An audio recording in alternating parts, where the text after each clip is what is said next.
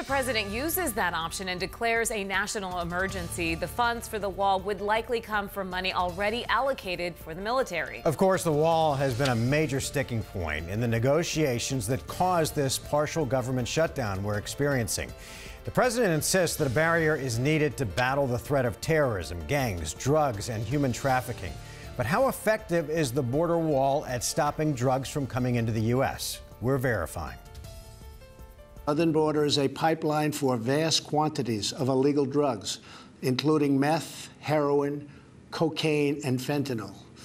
Every week, 300 of our citizens are killed by heroin alone, 90% of which floods across from our southern border. But let's take a look at the numbers I pulled from Customs and Border Protection. Last year, agents seized more than 120,000 pounds of meth, cocaine, and heroin at ports of entry, meaning the border crossings where thousands of people pass through every day.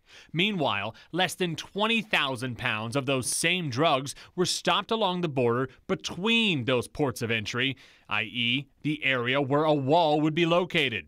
In fact, check out this from the Drug Enforcement Administration's recent report. Only a small percentage of heroin is seized in the areas between the ports of entry. Translation: the wall won't stop heroin, meth, and cocaine because drug smugglers don't use that part of the border to get their drugs across.